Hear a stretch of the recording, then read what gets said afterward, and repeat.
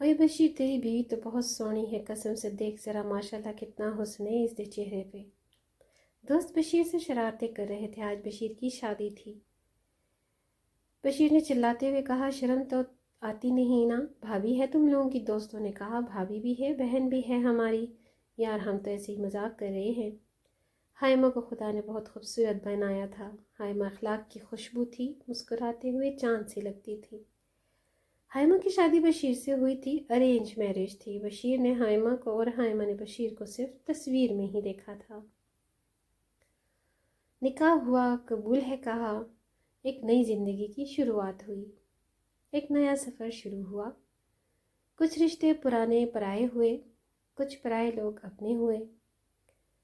हाइमा बशीर के हाथ थामे ज़िंदगी की रोशनी की तरफ चल पड़ी। आंखों में कुछ ख्वाब से थे, लेकिन एक खौफ भी सता रहा था, या खुदा बशीर को एक समझने वाला इंसान बनाना। ऐसा हमसफ़र जो मेरे दर्द, मेरे दुख को समझ सके, मेरी खामोशी को समझ सके।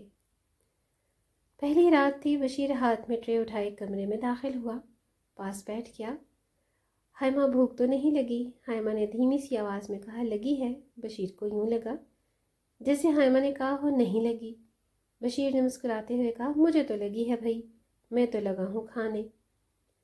बशीर ने प्लेट में चावल डाले, उस पर चिकन डाला और मज़े से खाने लगा। हाइमा घूंघट से देख रही थी। भूख बेहद लगी हुई थी, लेकिन शर्मा रही थी। सोच रही थी, कैसा बंदा है, मुझे भूख लगी हुई है और ख़ुद खा रहा है। बशीर ने कहा, हाइमा कसम से बहुत मज़े के चावल बने हैं। तुमको भूख होती, खाती तो मज़ा आ जाता। हाइमा को गुस्सा भी बहुत था, खामोश रही। पहली रात थी, खाना ख़त्म किया, मोहब्बत भरी बातें शुरू हो गई। यूँ रात गुजरी, दिन हुआ। दूसरे दिन की सारी रस्में ख़त्म हुई जब बशीर हाइमा के घर गया। हाइमा ने रात को पूछा, बशीर आपको भूख लगी है? बशीर ने कहा, लो जी, इतनी ज़्यादा भूख लगी हुई, क्या बताऊँ। लगाओ खाना खाते हैं। हाइमा ने कहा, बशीर वैसे एक बात कहूँ, आप बहुत बेवफा हैं। बशीर ने कहा, अब क्या हुआ? हाइमा ने कहा, पहली रात आपको मैंने कहा भी था मुझे भूख लगी है, खाना खाने में भी आप मेरे सामने मज़े ले लेकर खाते रहे। मैं देखती रही आपको, आपको ज़रा सा भी तरस ना आया। खैर। बशीर कहका लगाकर हंसने लगा, मुस्कुराते हुए कहने लगा, हाय मेरी पागल, मुझे लगा था तुम कह रही हो भूख नहीं है। हाइमा ने कहा, बस करें अब। बशीर ने बाजू पकड़ा, पास बिठा लिया और अपने हाथ से नवाला हाइमा को खिलाया। हाइमा ने कहा, बस करें अब मोटू। बशीर ने कहा, हाइमा तुझ पे कुर्बान, मेरी सारी ज़िंदगी तू ना होकर यूं ही खट्टी मीठी सी नाराज़ मुझसे। ज़िंदगी का सफ़र प्यार भरे मौसम से शुरू हो गया। बशीर इतनी मोहब्बत करता था हाइमा से कि शायद के ज़माने में कभी किसी ने की हो किसी से। हाइमा कपड़े प्रेस कर रही थी, हाइमा का हाथ जल गया, हाइमा की चीख निकल गई। बशीर सुबह का वक्त था, सो रहा था। बशीर बेड से छलांग लगा कर उठा। हाइमा क्या हुआ? हाइमा ने कुछ नहीं कहा। तुमने चीख मारी? हाइमा ने कहा, अरे पागल, कुछ नहीं हुआ, बस थोड़ा सा हाथ जल गया। बशीर ने हाथ देखा, थोड़ा सा जला था। बशीर ने हाथ हाथ में लिया, यहाँ से जला था। वहीं पर होंठ रख दिए, चूमने लगा, मेरी जान तुमको थोड़ा सा भी दर्द हो मुझसे बर्दाश्त नहीं होता। चलो ऐसा करो, तुम नाश्ता तैयार करो, कपड़े में प्रेस करता हूँ। हाइमा ने कहा, मेरे मोटू में कर लेती हूँ, अब जाओ शावर लो जाकर। बशीर ने ज़िद की, नहीं आप नाश्ता तैयार करो, मैं करता हूँ कपड़े प्रेस। हाइमा ने माथे पर बोसा किया और कुछ किचन में चली गई। बशीर कपड़े प्रेस कर रहा था, लेकिन बशीर को स्यापा प्रेस करने आते नहीं थे, लेकिन मुश्किल से उल्टे सीधे प्रेस कर ही लिया। माथे से पसीना साफ करते हुए कहने लगा, हाय रब्बा, शुक्र है मुझे लड़की नहीं बनाया, वरना मैं तो मर जाता। नाश्ता क्या काम पे चला गया। कोई अमीर ज़्यादा नहीं था बशीर, लेकिन हलाल की कमाई में अच्छा गुजारा हो रहा था। ज़िंदगी की ज़रूरियात पूरी हो रही थी। हाइमा गार्डन में बैठी थी, हल्की सी हवा चल रही थी। इतने में बारिश बरसने लगी। हाइमा बारिश में भीगने लगी। इतने में बारिश देखते देखते बशीर आ गया। बशीर ने देखा हाइमा बारिश में नहा रही है। चुपके से उसने हाइमा को बाहों में उठा लिया। भीगी हुई जुल्फ़ें, इन जुल्फ़ों से टपकता हुआ पानी बशीर के चेहरे पर गिर रहा था। बशीर ने, हाँ खुदा की कसम बहुत खूबसूरत लग रही हो मेरी जान। हाइमा ने कहा, बशीर पता नहीं, मेरा दिल कर रहा है गरम गरम पकौड़े खाने का इस मौसम में, या बिरयानी। बशीर ने कहा, मैं बाहर नहीं जाने वाला, सुन लो मुझे ठंड लग रही है। ہائمہ نے ضد کی، جاؤ نا بشیر پلیز نا۔ بشیر نے کہا جان نہیں، میری ضد نہ کرو، لیکن محبت کے سامنے ہار گیا۔ بازار گیا، چکن لایا، گھر آ رہا تھا کہ بائک سلپ ہوئی اور گر گیا۔ کیچڑ سے سارا منہ گندا ہو گیا، کپڑے گندے ہو گئے۔ گھر آیا، ہائمہ نے دیکھا، زور زور سے ہنسنے لگی۔ ہائے میرے پاگل، یہ کیا بن کر آ گئے؟ بشیر ہانپتا کانپتا، ہونٹ کانپ رہے تھے۔ ہائمہ نے پاس آ کر پائپ سے پانی ڈالا، اس کا چہرہ صاف کیا، اسے پاس بٹھایا، ٹاول سے اسے خشک کیا۔ بشیر چھینکنے لگا۔ ہائمہ مسکرا رہی تھی، کوئی حال نہیں بشیر تمہارا بھی؟ بشیر نے کہا بہت ظالم بیوی ہو تم ہائمہ۔ ہائمہ نے سینے سے لگایا، پھر پاس بیٹھ گئی۔ پاگل، میں یوں ہی ستا رہی تھی تم کو، چلو یہ گرم گرم چائے پی لو، پھر میں کھانا بناتی ہوں۔ بشیر کو کچھ سکون ملا۔ ہائمہ کے کندھے پہ سر رکھے ہوئے سو گیا۔ ہائمہ نے بشیر کو جگا کر بیڈ پہ سونے کا کہا اور کھانا بنانے لگ گئی۔ ہائمہ بہت خوش تھی، اتنی محبت کرنے والا ہمسفر ملا ہے۔ وقت گزرتا گیا، محبت یوں ہی پروان چڑھتی رہی۔ ہائمہ نے ایک دن کہا بشیر جانتے ہو آج ہمارے لیے بہت خوشی کا دن ہے؟ بشیر نے کہا ہائمہ تمہاری آنکھیں بتا رہی ہیں کچھ بہت اچھا ہے۔ ہائمہ نے بشیر کا ہاتھ پکڑا، پیٹ پہ رکھا، کہنے لگی بشیر اللہ نے ہماری سن لی، آپ بابا بننے والے ہیں۔ بشیر کی آنکھوں میں آنسو آ گئے۔ ہائمہ سچ کہہ رہی ہو؟ ہائمہ نے ہاں میں سر ہلایا۔ بشیر نے ہائمہ کو زور سے سینے سے لگا لیا۔ آئی لو یو میری جان۔ ہائمہ مسکرانے لگی، اللہ کبھی ہماری خوشیوں کو کسی کی نظر نہ لگائے۔ ہائمہ گھر کے کام کرتی، لیکن ہائمہ کو کمزوری محسوس ہونے لگی، اس کا سر درد رہنے لگا۔ ڈاکٹر نے کہا ہائمہ کو آرام کی ضرورت ہے۔ بشیر نے کہا ہائمہ میری جان، آج کے بعد تم کچھ کام نہیں کرو گی، میں کروں گا، سب کچھ کھانا بناؤں گا، صفائی کروں گا، سب کچھ میں کیا کروں گا۔ ہائمہ نے کہا نہیں موٹو مجھے کچھ نہیں ہوتا۔ بشیر نے سر پہ ہاتھ رکھا۔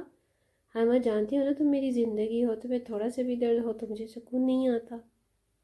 چلو اب میں تمہارے لیے دودھ گرم کر کے لاتا ہوں، اب پیو۔ ہائمہ لیٹ گئی۔ بشیر 2 دن گرم کر کے لایا، اپنے ہاتھ سے میڈیسن کھلائی، پھر دودھ پلایا۔ ہائمہ نے کہا بشیر کیا ہمیشہ یوں ہی چاہو گے نا؟ بشیر نے دیکھا ہائمہ کی آنکھوں میں آنسو تھے۔ بشیر نے صاف کیے آنسو، مسکراتے ہوئے کہنے لگا شادی صرف 2 جسموں کا ملن تو نہیں ہوتا نا میری جان۔ اگر تم میرے لیے، میری خوشی کے لیے اپنی ہر خواہش میرے قدموں پہ لٹا سکتی ہو تو میں کیوں نہیں کر سکتا ایسا؟ کیا مردانگی عورت کو تھپڑ مارنے میں ہے؟ کیا مردانگی ہمسفر کو گالی دینے میں؟ ہائمہ تم میرے دونوں جہاں کی خوشی ہو۔ بشیر صبح اٹھتا، ناشتہ بناتا، جوس بنا کر اپنے ہاتھوں سے ہائمہ کو پلاتا۔ ہائمہ اگر کہتی مجھے بھوک نہیں تو بشیر ضد کرتا نہیں ہائمہ پینا پڑے گا تم کو، سمجھی؟ بشیر برتن واش کرتا، گھر کی صفائی کرتا، ہائمہ کی پلکوں پر سجا کر رکھتا۔ بچے کی پیدائش کا وقت آ گیا، ہائمہ کو بہت شدید درد ہو رہا تھا۔ بشیر جلدی سے ہسپتال لے گیا، ڈاکٹر سے چیک اپ کیا، ڈاکٹرز پریشان تھے، ہائمہ درد سے تڑپ رہی تھی۔ بشیر پاس کھڑا ہاتھ میں لیے ہوئے تھا، حوصلہ دے رہا تھا ہائمہ کو۔ ڈاکٹر نے بشیر کو اکیلے میں بتایا رپورٹ ٹھیک نہیں ہے۔ بشیر نے کہا کیا ہوا ڈاکٹر صاحب؟ ڈاکٹر نے دیکھا دیکھیں صاحب آپ کی بیوی کی دونوں کڈنی خراب ہو چکی ہیں، اب فیصلہ آپ کے ہاتھ میں ہے، آپ کو بچہ چاہیے یا بیوی؟ ہم دونوں میں سے ایک کو ہی بچا سکتے ہیں۔ بشیر کرسی پر بیٹھ گیا، آنکھوں میں آنسو تھے۔ یا اللہ یہ کیسا امتحان ہے میرے لیے؟ سامنے ہائمہ اور بچے کا وہ احساس بھی تھا۔ ڈاکٹر نے کہا جلدی بتائیں کیا کرنا ہے، ہمیں جلدی سے آپریشن کرنا ہوگا۔ بشیر ہائمہ کے پاس گیا، ہائمہ کی آنکھوں کو چوما، مسکراتے ہوئے کہنے لگا میری پاگل پریشان نہ ہو، سب ٹھیک ہو جائے گا، یقین رکھو میں ہوں نا تمہارے ساتھ۔ بشیر نے ڈاکٹر سے کہا مجھے میری ہائمہ چاہیے۔ ڈاکٹر نے کہا پھر اپنی بیوی کے لیے ایک گردے کا بھی انتظام کریں جس کا خرچہ 10 لاکھ ہوگا۔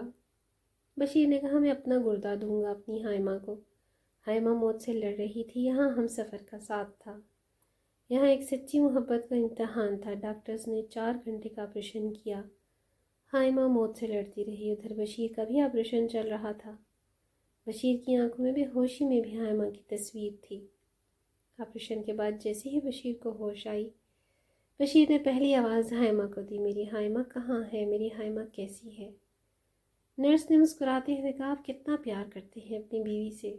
بشیر نے کہا مجھے میری ہائمہ کے پاس لے جاؤ۔ نرس نے حوصلہ دیا، مسکراتے ہوئے ہائمہ کے پاس لے گئی، دیکھا ہائمہ بے ہوش تھی، بشیر کی آنکھوں میں آنسو تھے۔ میری شہزادی اٹھ جاؤ نا، دیکھو نا تمہارا بشیر تمہارے پاس ہے۔ اٹھ جاؤ نا حائمہ، بات کرو نا مجھ سے۔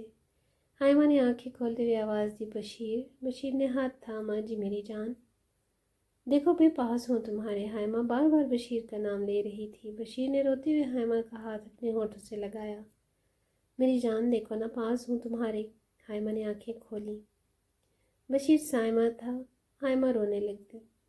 حائمہ نے کہا، بشیر ہمارا بچہ کہاں ہے؟ بشیر خاموش ہو گیا۔